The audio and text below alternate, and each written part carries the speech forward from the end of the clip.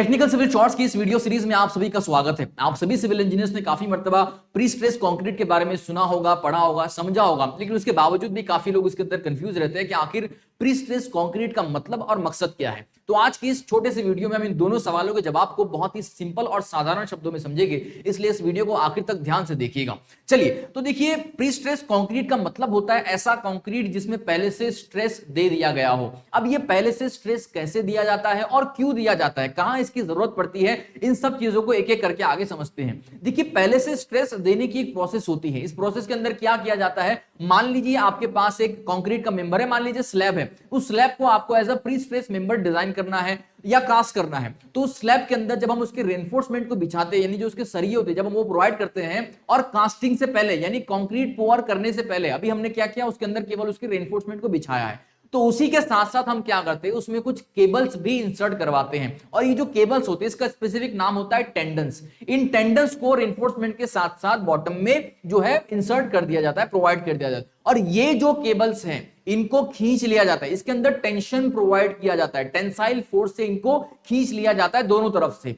ये जो प्रक्रिया है इसको हम टेंशनिंग कहते हैं। और ये इसमें भी दो तरह की प्रोसेस होती है, एक तो होता है प्री टेंशनिंग और दूसरा होता है पोस्ट टेंशनिंग। प्री टेंशनिंग का मतलब होता है कि कंक्रीट के पोर करने से पहले पहले आपने उन केबल्स को टेंशन दे दिया है, और पोस्ट टेंशनिंग का मतलब होता है कंक्रीट पोर करने के बाद आप उसको टेंशन दे रहे हो। तो ये दोनों अलग अलग प्रोसेस होती है, डिपेंड करता है आपकी रिक्वायरमेंट और कंडीशन क्या है, उसके मुताबिक आप ये प्रोसेस सेलेक्ट करते हो। ठीक है, तो ये होता है प्री टेंशनिंग और पोस्ट टेंशनिंग। अब इसमें क्या होता है कि मान लीजिए आपने केबल को टेंशन कर दिया, टेंसाइल फोर्स से उसको आपने जो है दोनों तरफ से खींच लिया, और उसमें बाद में आपने कंक्रीट को पोर कर दिया, कंक्रीट हार्डन हो गया, उसके बाद आपने उन दोनों केबल्स को रिलीज कर दिया। अब हमने ये किया क्यों, हमने इसलिए किया कि जब हमने उन दोनों केबल्स को दोनों तरफ से रिलीज किया, उसके बाद ये केबल अचानक अंदर कंप्रेस हो जाते हैं। इससे होता क्या है कि उस स्लैब के अंदर या उस मेंबर के अंदर या उस कंक्रीट के अंदर बहुत ज्यादा अमाउंट में कंप्रेसिव स्ट्रेंथ डेवलप हो जाती है। इससे होता क्या कि जब आप उसमें लोड अप्लाई करोगे, कंप्रेसिव लोड, तो उसकी क्षमता कुछ ज्यादा होगी, उसकी जो कंप्रेसिव लोड सहन करने की शक्ति या स्ट्रेंथ होगी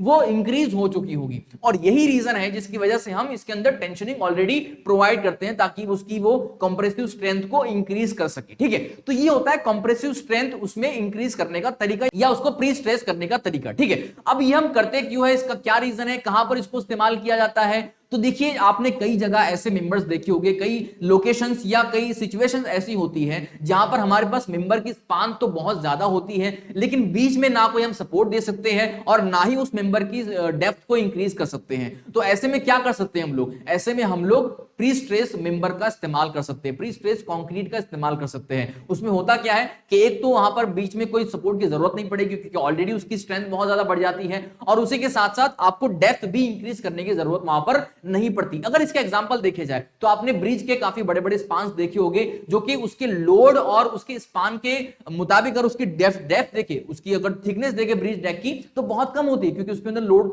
बहुत ज्यादा होता है, उसकी स्पान भी बहुत ज्यादा होती है, लेकिन वो उसकी डेप्थ कम इसलिए होती है क्योंकि वहां पर हम प्री स्ट्रेस कंक्रीट का ज्यादातर इस्तेमाल करते हैं। उसके बाद अगर देखें तो बड़े बड़े जो कम्युनिटी हॉल्स होते हैं, जो ऑडिटोरियम हॉल्स होते हैं, जो स्कूल कॉलेज वगैरह में बनाए जाते हैं, या कम्युनिटी टाउन के अंदर जो बनाए जाते हैं, तो ऐसे जो बड़े बड़े हॉल्स होते हैं उनके अंदर भी काफी मर्तबा बीच में कोई कॉलम हम प्रोवाइड नहीं कर सकते, और ना ही उनकी डेप्थ बहुत ज्यादा इंक्रीज कर सकते हैं। हमें फिर भी वहां पर एक हाई स्ट्रेंथ की जरूरत होती है, तो वहां पर हम प्री स्ट्रेस कंक्रीट या प्री स्ट्रेस मेंबर का इस्तेमाल करते हैं। तो उम्मीद है आपको प्री स्ट्रेस कंक्रीट का मतलब और मकसद इस छोटे सी वीडियो के माध्यम से समझ में आ गया होगा। अगर आपको ये वीडियो समझ में आया और पसंद आया हो तो इसको लाइक और शेयर कर दीजिएगा, और इसी तरह के और भी वीडियोस देखने के लिए हमारे इस YouTube चैनल को सब्सक्राइब करके बेल आइकन को प्रेस कर दीजिएगा। मिलते हैं अगले वीडियो में, धन्यवाद।